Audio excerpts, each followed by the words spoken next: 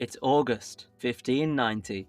After nearly 3 years, John White has finally returned to Roanoke. As White steps onto the shore, his heart pounds, expecting to hear voices, laughter, something. But the colony is silent. The houses, gone. No bodies, no footprints, no signs of a struggle. Only one thing remains. A single word carved deep into a tree. CROATOAN. So what the hell happened to the lost colony of Roanoke? You already know where this is going. Welcome to Conspiracy. Conspiracy. Conspiracy.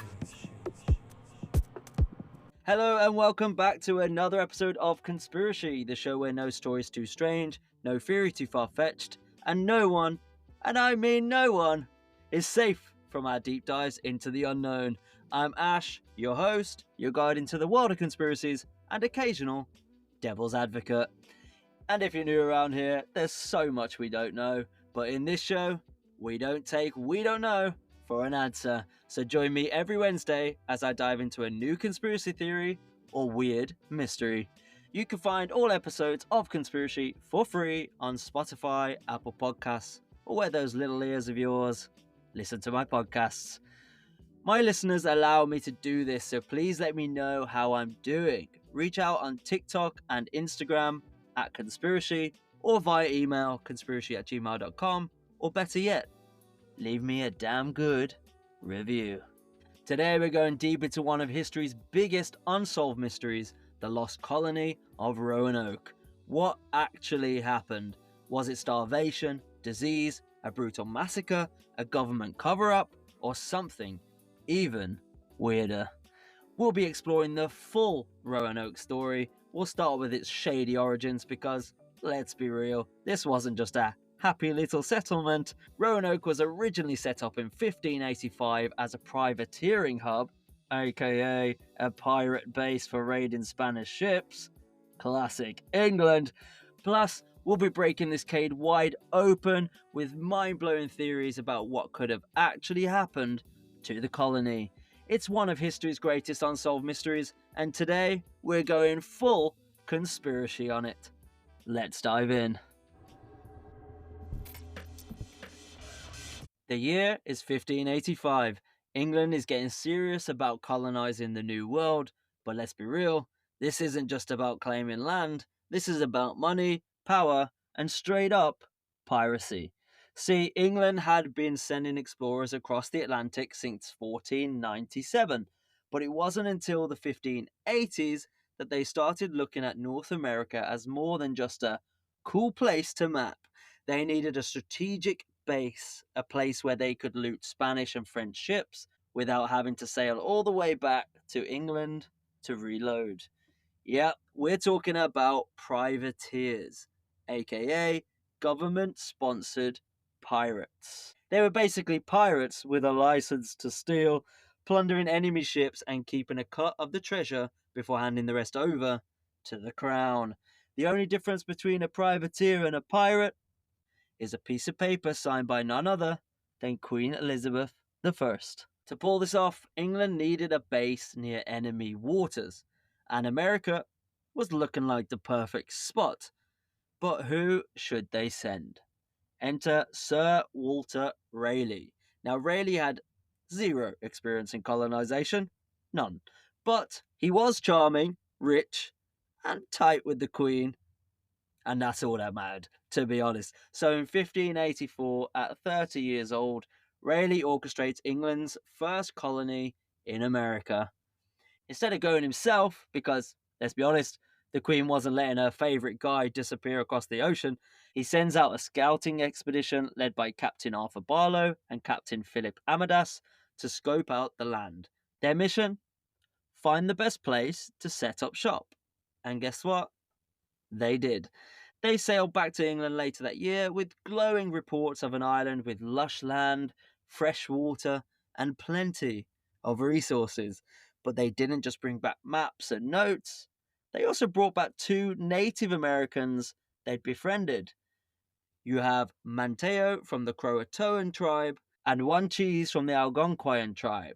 The Queen was thrilled with the news, and in 1585 she knighted Raleigh and granted him exclusive control over the colonization of North America. That meant nobody could go without Raleigh's permission. She even asked him to name the land Virginia after herself, the so called Virgin Queen. There was just one problem. The Queen refused to let Raleigh go. She liked having him close by, and she wasn't about to risk losing her favourite courtier to some unknown, dangerous land. Raleigh was furious, but a royal order was a royal order. So instead, he appointed his cousin, Sir Richard Grenville, as the general of the expedition and put a guy named Sir Ralph Lane in charge as governor. On April 9th, 1585, 5 English ships left the port of Plymouth, led by their flagship, the Tiger. Their route sailed past the Canary Islands, cut through the West Indies, and finally made landfall in North Carolina. On board, 600 men. This wasn't just some friendly colonization project. These men were veterans of European wars, hardened fighters, handpicked to defend the colony at all costs. Oh, and let's not forget about Manteo and 1 cheese, who are now returning home, probably wondering what the bloody hell they just got mixed up in. Alright, so imagine this. You've just crossed the Atlantic on a months long voyage, you're ready to claim this new world, and you're thinking, alright, fresh start, land of opportunity, let's build an empire. But no. The moment you get there, storms, wreckage, and disaster. Yeah, the English had big dreams for Roanoke. It wasn't just a ragtag group of soldiers, they brought in the best of the best engineers, surveyors, carpenters, masons, physicians, even a geographer and a painter. Rayleigh wasn't playing, let me tell you. These guys were in it for the long haul. But Mother Nature, she had other plans. Halfway through their journey, a massive storm scattered the fleet. One of the rowboats on the Tiger was absolutely destroyed, and without rowboats, getting to shore just got way harder. So instead of heading straight to Roanoke, the Tiger makes a pit stop in Puerto Rico for emergency repairs. That cost them about 10 days on their travels. By the time they finally reached Roanoke on July 26, 1585, the other ships had already been waiting offshore. And then what happens? Another disaster. These ships were too massive to anchor close to land, so they had to ferry everything to shore using rowboats. But before they could even unload the essential supplies, a brutal coastal storm rolled in and completely wrecked the Tiger, taking more than half of their food and provisions with it. Gone. Now they were stranded in a land they didn't know, with half the supplies and surrounded by stormy waters and unfamiliar terrain. And suddenly, Roanoke didn't seem like such a great idea anymore to anyone. So, Governor Ralph Lane started to have serious doubts about this venture, right? So, the land wasn't as perfect as Barlow and Amadas had promised.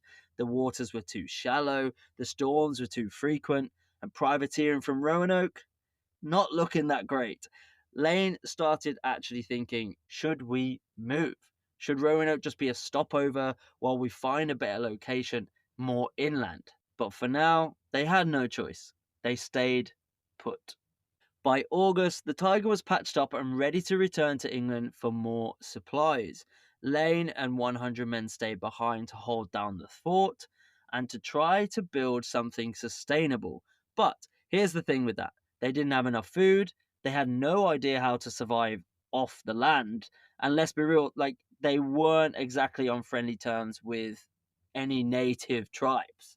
So meanwhile, back in England, Rayleigh was busy setting up a second fleet to bring reinforcements and fresh supplies. If he timed it right, the new fleet would arrive just as the first fleet left, keeping Roanoke fully stocked and thriving. But guess what? Just days before the second fleet was supposed to leave, Queen Elizabeth throws a wrench into everything. She declares war on Spain, and orders Rayleigh to divert his ships to Newfoundland, which meant no resupply ships were coming to Roanoke. Lane and his men were completely stranded, and honestly, this might have been the moment where everything went off the rails.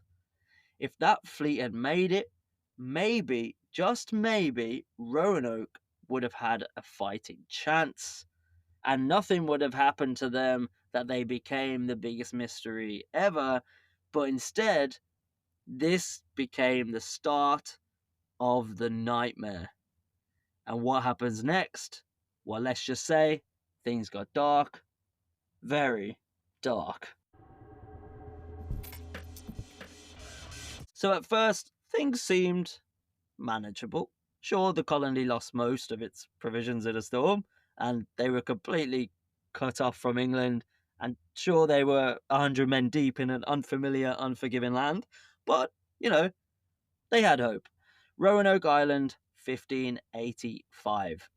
Nestled 65 miles south of what is now the Virginia border, the land was lush with oak, cedar, and maple, great for building. There were fruit trees, berry bushes, and wild grapevines, and in the warm months it looked abundant.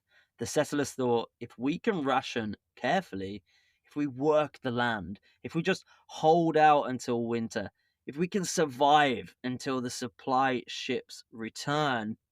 But, I mean, you already know where this is going, right? So, that supply fleet, yeah, it never came. So now it was just 100 men under the command of Governor Ralph Lane trying to scrape by in a land that was not designed for easy living.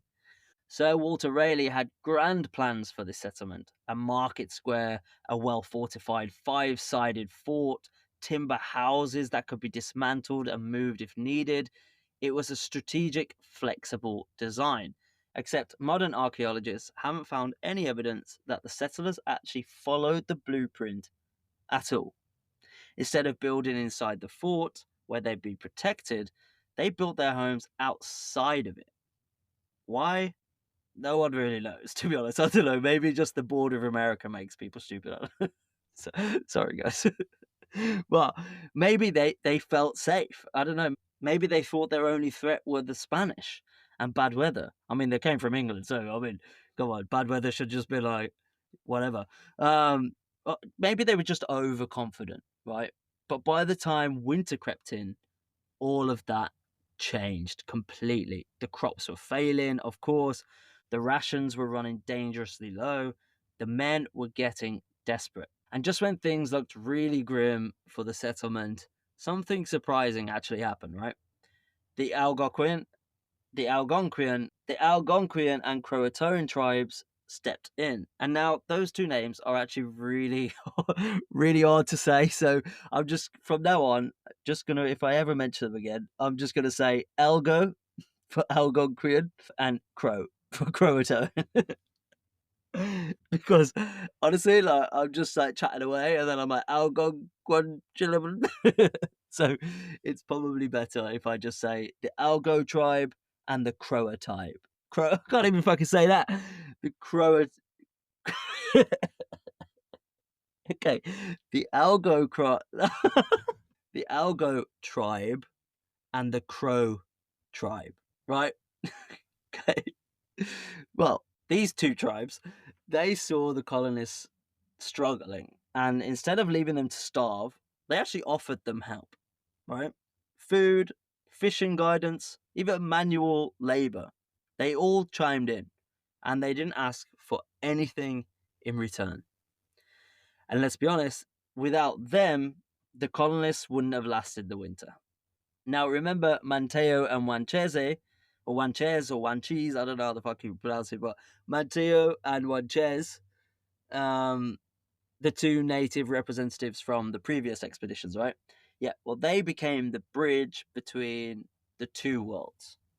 Manteo from the Crow tribe was an ally to the English. He helped them communicate, trade, and understand the land. Wanchese, Wanchese, I don't know, Sanchez from the Algo tribe was a little more suspicious. He didn't trust the English. And honestly, he had a point. But the English weren't exactly known for playing nice with the people they colonized, were they? But at least for now, the tribes and the settlers coexisted. And two Englishmen, John White, a painter, and Thomas Harriot, a mathematician and scientist, saw an opportunity in this very deal that had everything set up, right? So they decided to document everything: the culture, the language, the way of life of the Algos. Why? Because they believed if they could put together a detailed report, they could convince England and, more importantly, rich investors that colonization was actually working, that these savages, as they called them, weren't hostile at all, that the land was livable, that the colony had a future. But what they didn't realize was that the tides were actually about to turn and Roanoke was running out of time. You ever wonder if Big Toothpaste is lying to us? Think about it. Why have we been brushing our teeth the exact same way for over a century? 2 minutes, 3 times a day, manually scrubbing away like cavemen. They say it's the best way, but what if there's something better? What if they don't want you to know? Introducing Scandinavian Smiles, the Auto Brush, a fully automatic toothbrush that cleans all your teeth in just 30 seconds. That's right, while Big Toothpaste keeps us trapped in their time wasting ritual, this little device is rewriting dental history. It removes 100% more plaque than a regular toothbrush, uses antibacterial silicone bristles, so fresh, so clean, and it's so fast you'll have time to question more conspiracies. No more overbrushing, no more wasted time, just effortless, futuristic oral care. But be warned, once you experience it, you'll never go back. So get yours before they silence us. Shop now at scandinaviansmiles.co.uk or click the link in the show notes or description. And if you use code ASH, that's just code ASH, ASH, you'll get 10% off your first order. You're welcome. And remember, your new toothbrush is out there. So, this relationship between the English and the Algos, yeah, it was getting complicated. On the surface, it looked like a peaceful exchange: knowledge for knowledge, food for survival, language for communication. But beneath all of that, it was actually a power struggle. The Algos weren't nomads, they had villages, some with up to 200 people, and they knew the land well. They could hunt, fish, and gather provisions that the English completely failed to cultivate. While the settlers struggled to grow grains, the Algos thrived. Their harvests overflowed with beans, pumpkins, corn, and tobacco. And oh, tobacco. That really caught the Englishman's attention. Thomas Harriot was particularly intrigued by its role in Algo's spirituality. They believed tobacco connected them to higher powers, kind of like how Puritans saw prayer at the time, right? It was one of many parallels. The Algos believed in an immortal soul, heaven and hell, concepts eerily similar to Christian teachings. So for Harriet and White, this wasn't just about survival, this was now an experiment. Could they exploit these similarities? Could they manipulate the Algo tribes to serve English interests? And more importantly, could they turn them against each other? Because here's the thing: the Algos were supposed to be equal. No one village was meant to dominate the others, but the ones that had direct access to English goods, they were actually starting to flex their new power. The OG, like, I don't know, rapper. Yeah, here's my chain and my car, bitch. Anyway, so the Outgoes with English goods controlled who got European tools, who received English weapons, who had the better resources. And this, it divided the Algo people. Some villages thrived from trade with the English, whilst others struggled. And suddenly the question shifted. Should they continue welcoming these strangers, or had they just invited disaster into their lands? For the English, power was everything. Like Sidious. Unlimited power! Well, they didn't care that Algos had saved them from starvation before. They didn't care that their own diseases were starting to spread through native villages. And when the first sickness hit, wiping out an entire algo community, the settlers didn't even lift a finger to help, because the way that they saw it was, this wasn't a tragedy, it was an opportunity, and they were about to take full advantage. The English didn't just bring disease, they brought chaos. Millions of Europeans had already survived plagues, smallpox, typhoid. Their bodies had built up immunity over centuries. But the Algos, they had zero defense. It wasn't uncommon for an entire village to be wiped out after just one visit from a single Englishman. It's just, uh, it's just funny, because it's not funny obviously because loads of people die, but it's funny because like whenever you go traveling now, whenever you speak to anyone across the world and you say like, "Oh, I'm from England," you get like the same eye roll, like as if you are personally responsible for what your ancestors did like 400 years ago. So it's just quite funny that like just one Englishman wipes out a whole village, and I just can I can just picture now already someone in the future being like, "Oh well, you know that you wiped out the algos." Like, yeah, me specifically, yeah, of course I did. Um, anyway, whole families were gone overnight. just, just dive right back into it. Whole families gone overnight. Entire communities turned into ghost towns. The devastation was unfathomable to these people. To the Algos, it felt like a curse. To the settlers, it felt like divine intervention. The English whispered among themselves, convinced that God was striking down the Algos for conspiring against them. Never mind that the local tribes had welcomed them, helped them, kept them alive. The settlers believed that this was proof that they were meant to claim the land, and that belief actually made them even bolder. By March of 1586, the Algos had had enough. They'd spent months feeding, sheltering, and guiding the English, only to be repaid with betrayal, disease, and disrespect. It's just like going to London now, isn't it? So they cut the colonists off. No more food, no more trade, no more help. And to make sure the settlers got the message, they actually sabotaged them. They destroyed their fishing traps, tore apart their food stores. The Algos knew exactly what they were doing, and it was on sight. They were forcing the English to experience true desperation, and it worked. Governor Lane was terrified. He knew that if Grenville didn't return soon with supplies, the colony was done for. And then it got worse. Lane heard rumors, whispers of an impending attack. The Algos weren't just cutting them off anymore. They were planning to wipe them out. And at the center of it all, Wanchez. Good old Wanchez. He's had an arc. He's had a full character arc, and now he's becoming the savior of his clan and the enemy of the British. Come on, Wanchez. So, once a trusted ally, he is now an enemy of the colony. Wanchez had urged the Algo leaders to strike first, to eliminate the settlers before they could take any more of his land. And the tribes, they were listening. They started to gather their warriors, preparing, waiting. But Lane, he couldn't let that happen. So what he did is what the English do best. He struck first. And his first move, kidnapping. Lane and his men actually stormed a nearby village belonging to the Roanoke, a neighbouring tribe outside of Roanoke. Why? Because Lane feared that they might ally with the Algos. So to keep them in check, he did something pretty brutal.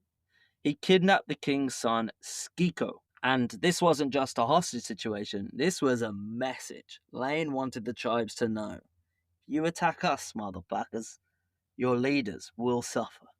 We will rain holy hell down upon y'all. And Skiko, he was dragged back to Roanoke as a prisoner of war. But this act didn't actually intimidate the tribes, it did the opposite.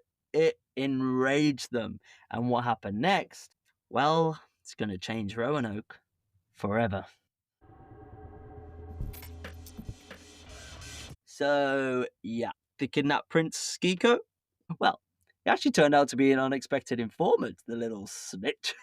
So one night, under the cover of darkness, he whispered something critical to his captors.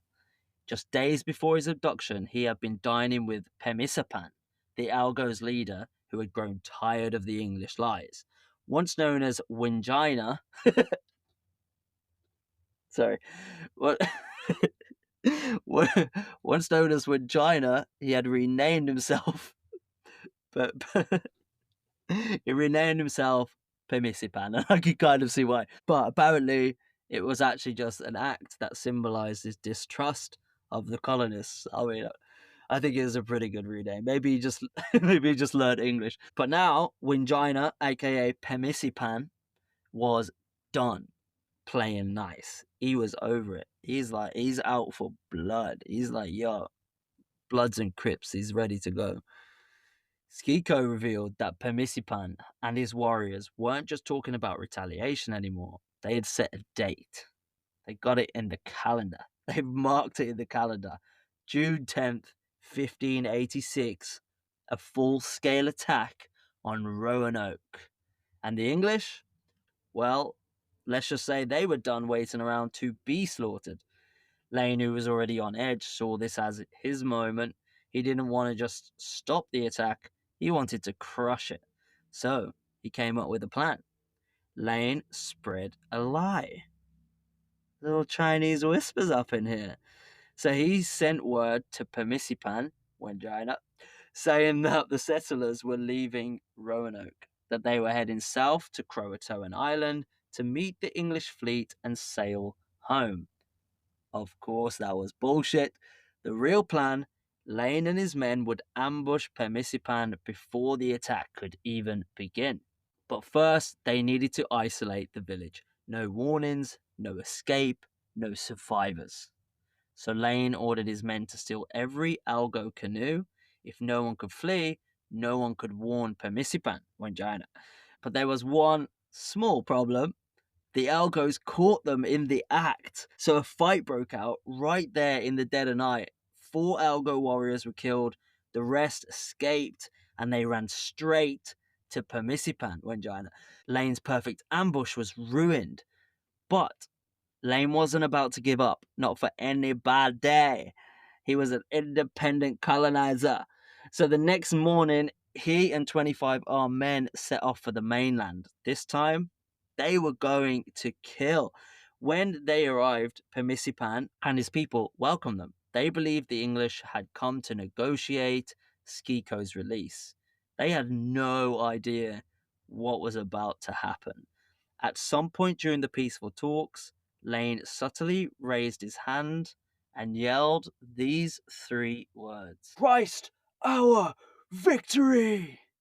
And then the slaughter began. Lane's men attacked the Algos without warning, swords, muskets, absolute chaos. Pemisipan Wengina was shot, wounded, but he didn't go down. He fled into the woods, bleeding, stumbling, his warriors scattering in terror.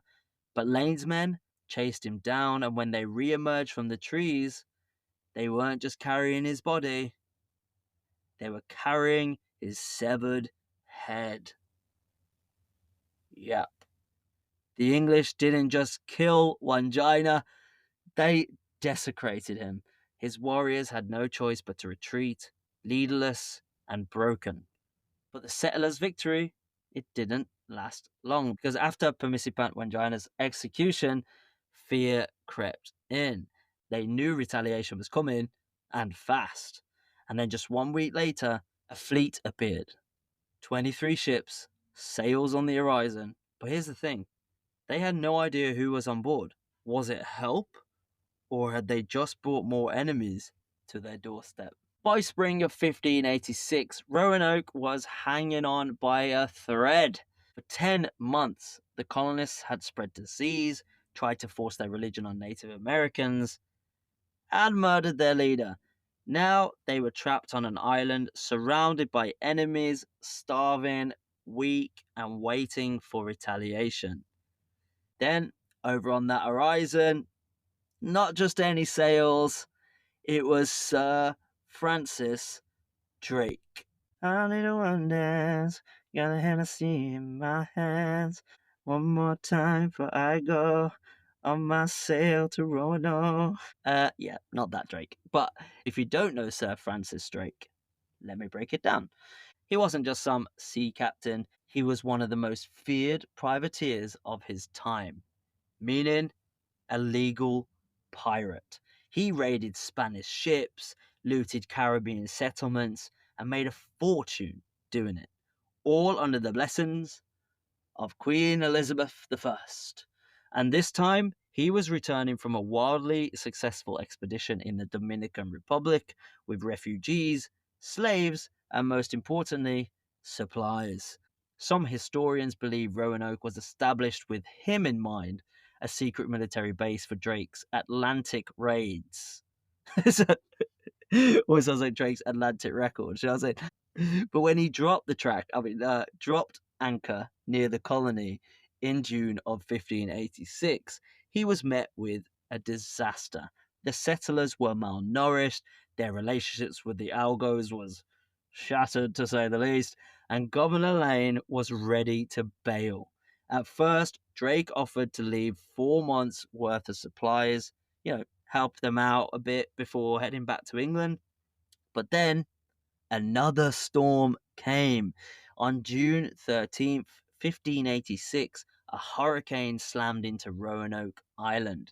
It raged for 4 straight days. Several of Drake's ships were destroyed, others broke free from their anchors and drifted out to sea. By the time the storm finally passed, Drake had lost more than he has done now against Kendrick Lamar. He lost a lot, right? He lost a lot of shit. So he made a new offer. Forget Roanoke, forget rebuilding, let's go home. And the colonists, well, they jumped at that. They were like, yeah, fucking, let's go. Yeah, let's get out of this fucking shit dip. and, and even Monteo, the Crow ally, the other guy that was on the expedition, he chose to leave it all. He was like, yeah, fuck this. They were so desperate to get out. They left everything behind: supplies, weapons, even 3 of their own men who hadn't returned from a previous mission. And you know what? Here's the irony. Just 2 weeks later, Captain Grenville finally returned. Yeah, with a full fleet, tons of supplies, and with 0 colonists to give them to. So he searched the island for days. But eventually he just gave up, took the supplies, and sailed back to England. But this wasn't the end for Roanoke. Not even close. When the fleet returned to England in the summer of 1586, the Roanoke experiment was officially seen as a failure. The investors, they weren't impressed. The mission was supposed to establish a stronghold for privateers, but instead it was just a mess of disease, starvation, and war. No one wanted to throw more money at this disaster. No one except one man.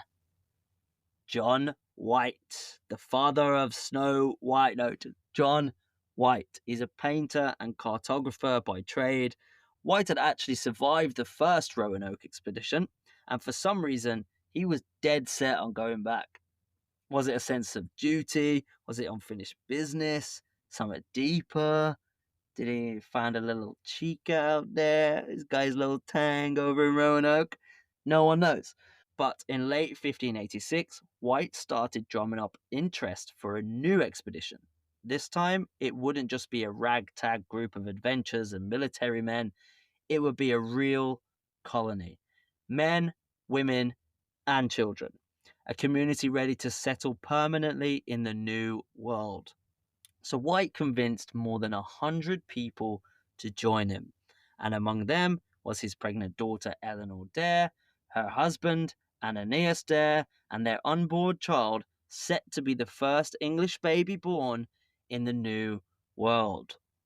The plan was simple: start fresh, do things differently, make peace with the local tribes, kumbaya, And on July 22nd, 1587, White's expedition finally arrived at Roanoke. And why they would just want to walk back into that situation from from the previous experience, I don't even know. But anyway, they stepped onto shore. The settlement was actually still there. The houses were still standing and the fences still intact. There were no signs of a struggle, nothing. So White assured his people that this time would be different, that their relations with the Native Americans would be better, that they would live in peace. But, it's a bit naive when you think about it. So 6 days in, one of White's assistants, George Howe, was found dead. He had gone to catch fish, but instead, he was caught himself, shot by an arrow, stabbed with spears, and his body left in the woods for White to find. Was this a warning, or was Howe just very, very unlucky? Actually, one of my first ever experiences of fishing, I think I was in Turkey. It was either Turkey or Greece, and I was on a boat, and we had fishing rods and all the rest of it. So I went out. It was like, I think I was about 8 years old or 9 years old or something, and I was like, yeah, I'm gonna fish. I'm gonna get something. I'm gonna catch something. So I've thrown this fishing rod out with a hook on the end, and the fishing rod had just come straight back around, and the hook has gone straight through the skin in between my thumb and the next finger. And literally, I just caught myself, and I was like, ouch! Just ruined the boat trip. Was like 5 minutes in. So yeah, haven't been fishing since. White didn't know what the bloody hell had happened to this other guy who was responsible, but he wasn't taking any chances. To make peace, he and a group of colonists, along with their Crow ally Manteo, travelled to Croatoan Island. There they brokered a deal. The Crows, one of the friendlier tribes, offered a small amount of corn to help the colonists through the winter. To seal the alliance, they even invited the English to a celebratory feast. Forgiveness, a fresh start, a chance at survival. But then a confession came. By the way, George Howe, if you didn't realise, wasn't just killed by accident. He was murdered by none other than Roanoke's old enemy, Juanchez, the former ally turned bitter warrior. Juanchez, this guy just keeps showing up. This guy needs a movie. I swear, like this Juanchez has got the best character arc I think I've ever seen in a story before. I'm fucking with Juanchez. He's got his people's back. He's like, yeah. Um, and he wasn't working alone though. Here's another fun twist. This literally needs to be a movie. If there is a movie about this or a TV show about this that I haven't seen or whatever, please let me know because this is a fucking great story. Because he wasn't working alone. The Powhatans, one of the most powerful tribes in the region, were also on the warpath, right? So he was working with the Powhatans. So Roanoke was really in danger at this point, and White's dream of peace was already slipping away. Like they'd literally just been there for a week. Jeez. So while peace had been made with the Crows, the Roanoke colonists still had enemies. You got the Powhatans, the Secretans, you got Juanchez and the Algos. Sounds like a great band as well. Juanchez and the Algos, just like up there with their little suits on. I don't know.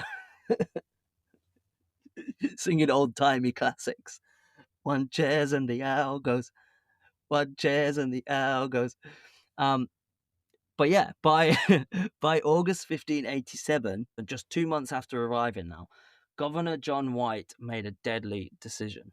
He was going to avenge George Howe, send a message the English would not be intimidated this time. It's just a cycle of the same shit, isn't it? So at midnight on August the 8th, White, Manteo, the little fucking Mateo's like a fully fledged, he's integrated. He's switched sides, this guy. He's fully switched sides. And 24 armed colonists set out to launch a surprise attack on the Algo warriors. So they crossed the water, they camped on the mainland waiting for dawn, and then as the sun rose, They fired, they killed, but they weren't just killing warriors, they were killing women, they were killing children, and they had no connection to the men who had killed Howe. But that didn't stop White. How many were killed, no one actually knows, but the damage was done. The English had made themselves the villains, and Roanoke again was running out of time. These guys just don't know how to fucking settle. Swear down, like, how are you going to integrate? But then on the 18th of August, 1587, there was a flicker of hope and new life. White's granddaughter, Virginia Dare, was born, the first English child in the New World, a symbol of the future, a promise of survival, but a promise doesn't fill an empty stomach. By the end of August, White had to make a crushing choice. The colony desperately needed supplies. But who would go? The colonists begged for at least 2 men to return to England, but no one wanted to leave their families behind, of course, so they turned to White. As governor, he was the best choice. He knew the investors, he could make sure the colony wasn't forgotten, but leaving meant abandoning his wife, his daughter, and his newborn granddaughter. So obviously, White hesitated. Would he ever see them again? Would Roanoke even exist when he came back? So on August 27th, 1587, John White and 12 crew members set sail for England. But fate had other plans for them. Halfway across the Atlantic, another violent storm slapped into the ship. Wind screamed, waves tore at the hull, and they were thrown off course, way off course. When they finally washed up on shore, they weren't in England, they were over in Ireland. So from there, White eventually made it home, but by this time it was already November 1587. So John White was desperate to get back to his family. When he arrived in England in November 1587, he thought he'd be back within months, right? He thought wrong. So his first stop was to meet Sir Walter Raleigh, convince him to send supplies, get ships, and set sail immediately. He wanted a fleet, 7 or 8 fully stocked ships by spring 1588. And Raleigh, he was on board. For once, things were going right. Then what happened? Spain. England got word the Spanish Armada was coming. Queen Elizabeth declared war. Every last ship had to stay. White was forbidden to leave, but he didn't give up. He searched for loopholes, and somehow he found one. We don't know what strings he pulled and we don't know what deals he made, but on April 22nd, 1588, White set sail. 2 ships, a fresh batch of supplies, and a handful of new colonists. He was finally going home for about 5 minutes because just days into this journey, enemy ships, battles, and by May, White's 2 ships were so battered they had no choice but to turn back for repairs. Another delay. By now, Raleigh and the investors were losing interest. Why keep throwing money at this lost colony? Then, March 1589, a lifeline. White's old friend Thomas Harriot published a book about Roanoke, and suddenly, new backers, new funding, a second chance. So by early 1590, nearly 3 years after he'd left, White's new fleet was finally ready. But there was one condition. They had to privateer along the way, meaning if they saw enemy ships, they had to stop and plunder. More delays, more detours. It wasn't until mid-August 1590 that White's fleet finally dropped anchor off Roanoke Island. And then hope. There was smoke rising in the distance. That had to mean everyone was still alive. So at first light, White and his men rushed ashore. He was finally going to see his daughter, his grandchild, and then they saw no one. Nothing. All that was left behind was a tree carved with 3 letters: CRO. He remembered the colonists' plan. If they ever left Roanoke, they'd leave a sign. Then White saw the entrance post, and it had just one word on it, carved deep into the wood: CROATOAN. So no people, no houses, no nothing of anyone had ever been there. It was like it would just picked up, removed, disappeared. No remnants of life there before, apart from a tree and an entrance sign, one with CRO on it and the other one with Croatoan on it. No distress signals, no crosses. And in terms of the signs that they'd agreed, that just meant that there was no danger. They just moved, right? But then they saw around what was the settlement walls, new defensive walls, which were built after White had left, right? So we assume that they were built to defend against something. But from what? So White believed the colonists moved north to seek refuge with their allies, the Crows. But he'd been gone for 3 years without any form of communication. Circumstances could have changed. So after looking around, he left the island that day with the intention of returning shortly to explore Crow Island, but White never got the chance to.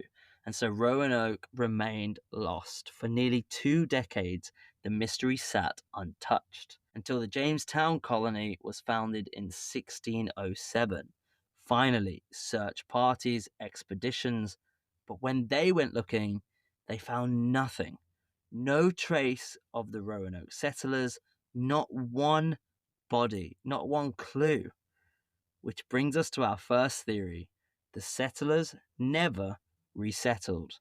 Instead, they were wiped out by famine, disease, or something worse. Life in Roanoke was brutal. They had no sanitation, no trained doctors, no way to fight infections, scurvy, typhoid fever, dysentery. Even the simplest illnesses, right, could turn deadly. And let's not forget, they didn't know how to fish, they didn't know how to farm, they didn't know how to survive on the land, right? But still, could disease and famine really wipe out over 100 people at once? Well, enter 1992. The National Park Service funded a study. They wanted to understand what Roanoke was up against, so they turned to science. Climatologist David W. Stahl collected tree core samples from bald cypress trees along the Virginia-North Carolina border. And you know, the thing about trees is that they keep records, right? I mean, even if you cut them down, you write on them, it becomes a book, right? So, but each ring in a tree's trunk tells a story. And these trees, they had been alive between 1185 and 1984, which meant Stahl could read the past, essentially, measure the rainfall, track the climate. And what he found was a drought. Not just any drought, but the worst in 800 years. Roanoke was bone dry. No rain, no crops, no water. So maybe the colonists didn't vanish into thin air. Maybe they just withered away. But then again, what if they didn't? Another aspect to look at is that Jamestown also nearly failed. Between 1609 and 1610, nearly half of the 350 colonists died. And that was with a constant influx of new settlers, right? Roanoke, they had no reinforcements, no fresh supplies, no help. So, what happened? We know starvation was a killer, we know drought strangled the land, we know disease spread like fire, and we know that desperate times call for desperate measures. And there's another possibility, a theory as old as hunger itself: cannibalism. Sounds extreme.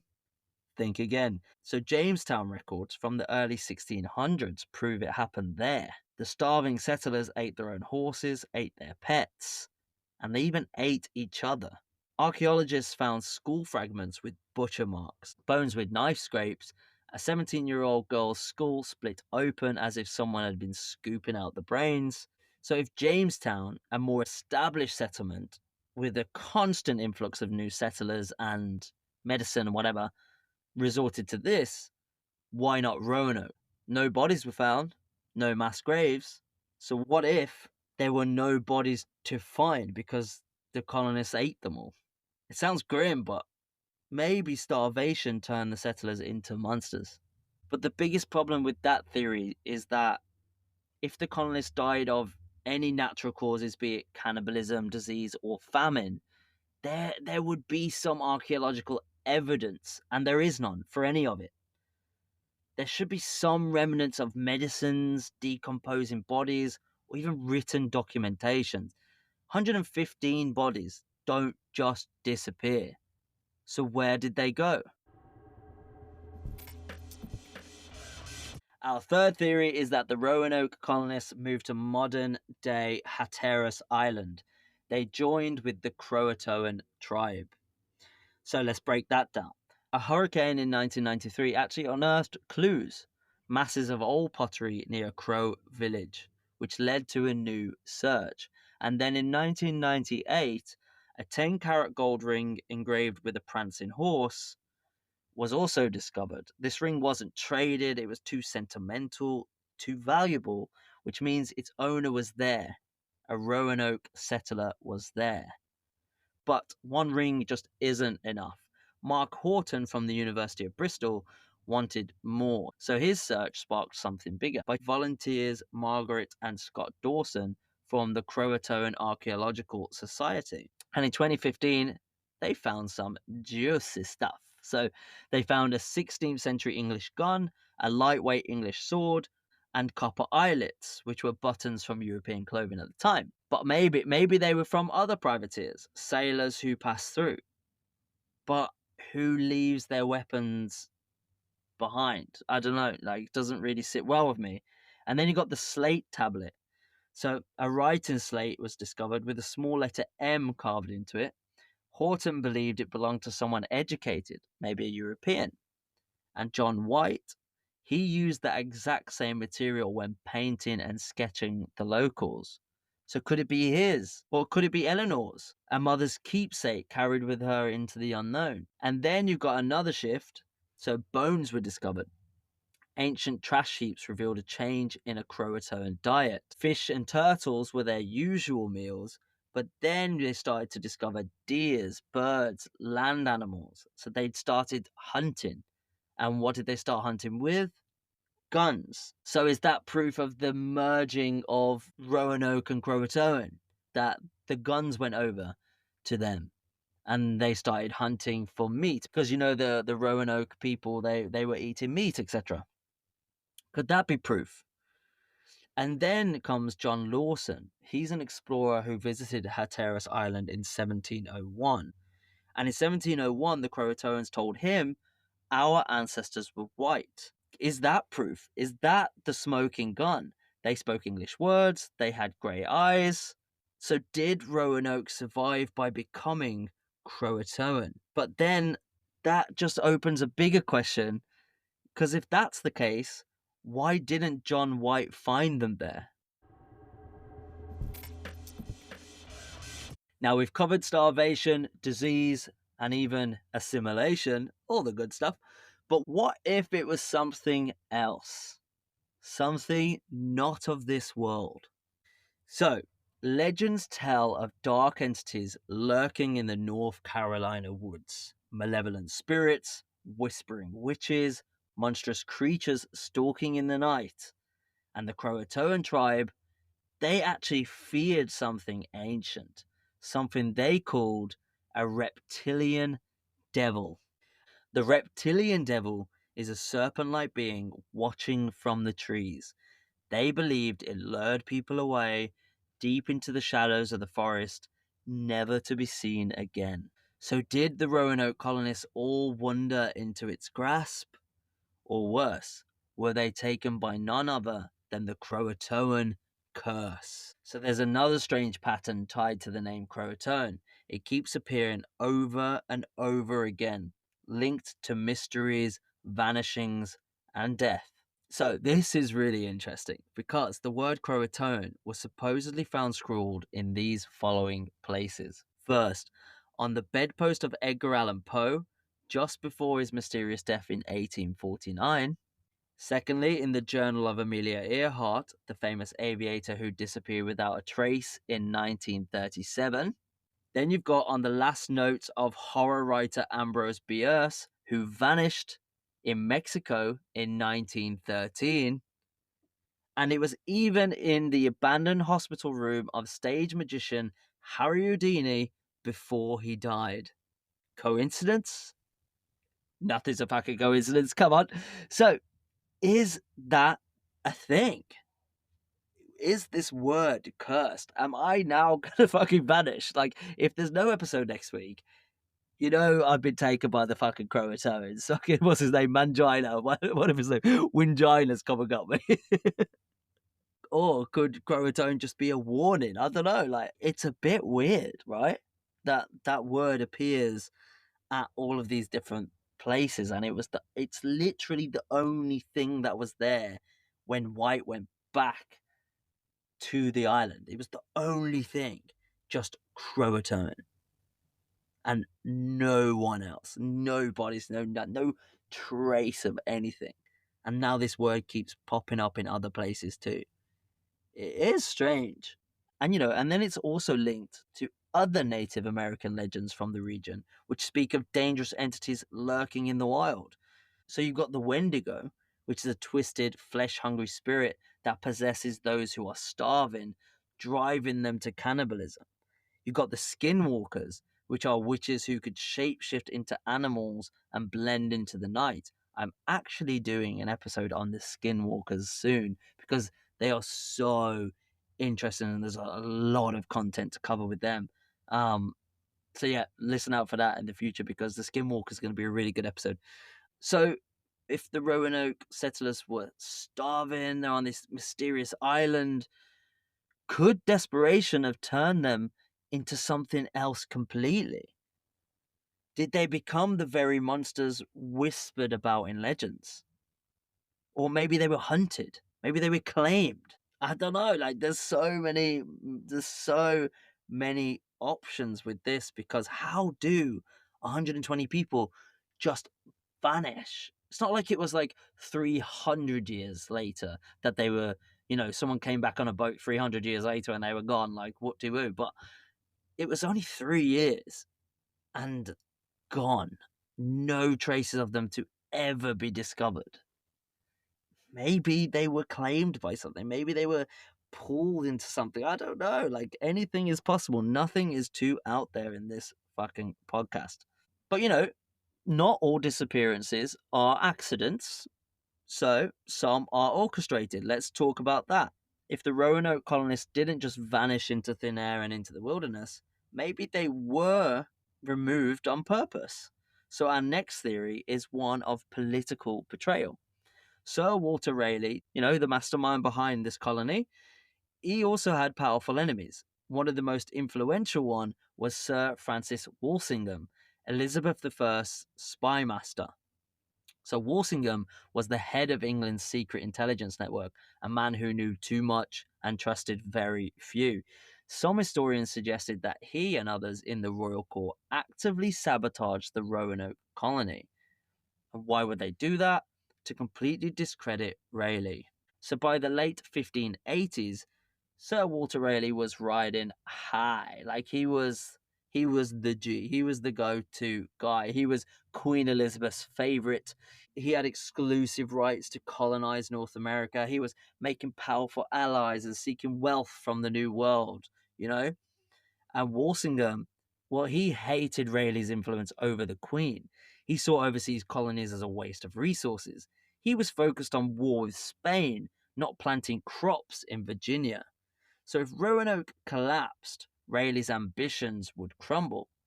So, did Walsingham ensure the colony was removed? Did he send ships? Did he send something there to retrieve all those people and kill them all, basically on a boat? Maybe put them out to the sea, walk the plank, and all that. Maybe that's what happened. Because it is a little bit suspiciously convenient that When John White left Roanoke in 1587, promising to return with supplies within a year, he got stuck in England for 3 years. His return was delayed, blocked by this war with Spain. The Queen refused to let his ships sail, citing that she needed them for national security. And even when the Spanish Armada was defeated, White was still not allowed to leave for quite some time.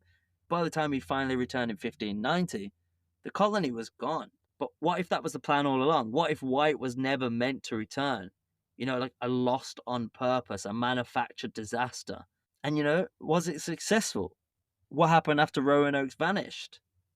Rayleigh fell out of favour. By 1603, he was arrested for treason and later executed.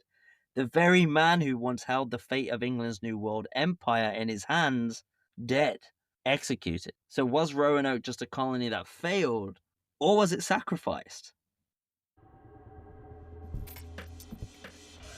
So imagine stumbling across a clue to one of the history's greatest mysteries. A stone etched with desperate words, a message from the lost colony itself. Or was it? So that's exactly what happened in 1937 when Lewis Hammond claimed to have found the first Dare stone near Edenton, North Carolina. If authentic, this stone would change everything we thought we knew about Roanoke. But as we'll soon find out, not all that glitters is gold. The first stone that was discovered, was it a message from Eleanor Dare? When Hammond brought his 21-pound inscribed stone to Emory University, scholars were stunned. The markings, once deciphered, seemed to tell a heartbreaking story. It was signed EWD, possibly Eleanor White Dare, the daughter of Roanoke's governor, John White. The inscription claimed that her husband, Ananias Dare, and her daughter, Virginia Dare, the first English child born in the New World, had died in 1591. The other side of the stone held even darker revelation. So after White left for England, the colony moved inland hoping for safety. War, sickness, and starvation wiped out most of them over 2 years. A group of natives helped them at first, but later turned on them, and in a tragic twist, Eleanor claimed that only 7 colonists remained after a massacre, including herself. A map was even etched onto the rock, showing where the dead had been buried. And if this was true, this was the answer historians had been waiting for. And then came the gold rush for more stones. The discovery electrified the academic world. Dr. Hayward Pierce Jr., a history professor at Brunel University, purchased the stone from Hammond for nearly $1,000, which was a fortune at the time. So, determined to find the second stone mentioned in the first message, he offered a $500 cash reward to anyone who could provide more evidence. And in 1939, the floodgates opened. A man named Bill Eberhardt came forward. He didn't just bring one more stone, he bought 42 of them. I mean, come on, mate. he's, he's like, I'm cashing in on this fucking 500 quid. Give me 42 of them. I'm going to be the richest man alive. So each stone that he bought actually expanded this story, right? Detailing the journey of the surviving Roanoke settlers as they supposedly migrated southward seeking safety. They described alliances and betrayals with various native tribes. They claimed to have traveled as far as Georgia. They provided new names, confirming who had survived and perished.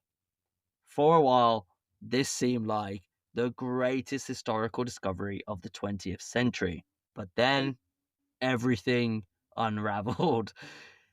Yeah. So, an investigative journalist, Boyden Sparks, dug deeper into this case.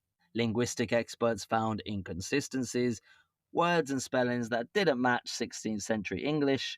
Eleanor Dare's initials EWD were also questioned. Why would she use a Romanized signature when her father John White didn't? Where would she get that from? And strangest of all, only the first stone seemed at least a little bit genuine.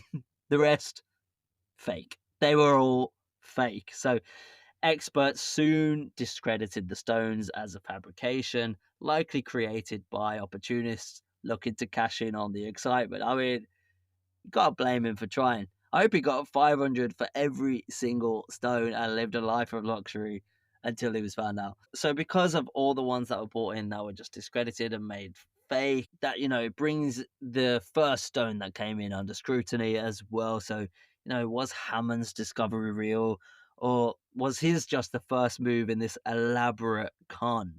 To this day, the Dare Stones kind of sit, you either believe it or you don't. You know, people are saying like, yeah, they're real, and then other people say, yeah, you're wild. So let me know what you think on that. Do you think Eleanor Dare left behind this tragic message on a stone carved with a map and where all the bodies are laid out? Or, you know, did everyone just fall for a pretty big scam? I mean, I think I know where I sit on that one.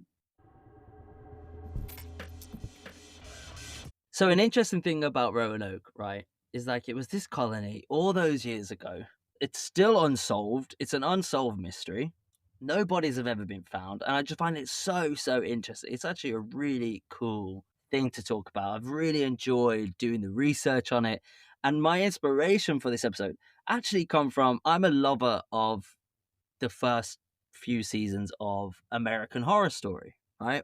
So if you're a fan of American Horror Story, you would know that season 6 they did American Horror Story Roanoke, which, you know, it wasn't bad. It wasn't great, but it wasn't bad. You know, I'm on the fence about it, but um, it was just good to get some more Roanoke, and the title screen for Roanoke was pretty sick. But yeah, that was kind of my inspiration for this episode because I just remember seeing that and just being a big fan of American Horror Story and being like, if I ever do this podcast, I definitely want to cover Roanoke because it was in American Horror Story, and they kind of, you know, they took it in a really interesting direction. Whether the episodes and the show was actually great, the concept and the idea is always really good with Ryan Murphy.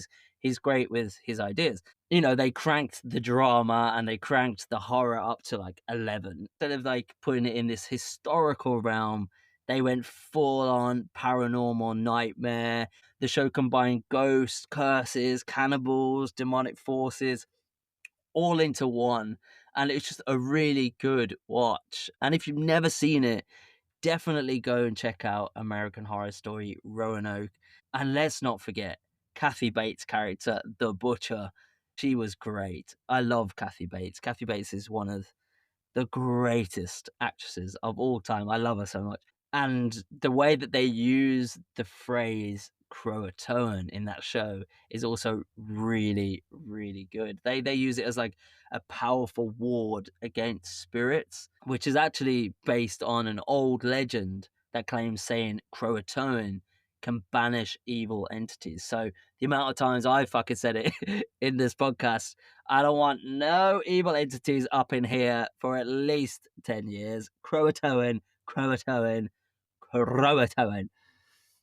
And, you know, it's not just American Horror Story that has covered Roanoke. Hollywood loves Roanoke. You know, this whole mysterious disappearance of a colony. I mean, it's just endless material that you can work with. This is great. I mean, like I said, if there was a film about it, I'd be so down. It's such a cool, interesting story. And other appearances that have mentioned Roanoke, you've got Supernatural. The Winchester brothers investigate ghostly Roanoke colonists in season 2 of their show. The X-Files, of course, the whole town mysteriously vanishes in an episode inspired by Roanoke. It also appears in Assassin's Creed 3. You can explore the abandoned colony in the game's storyline. Stephen King's Storm of the Century is another good one. King uses the Croatoan legend as a supernatural warning in that book.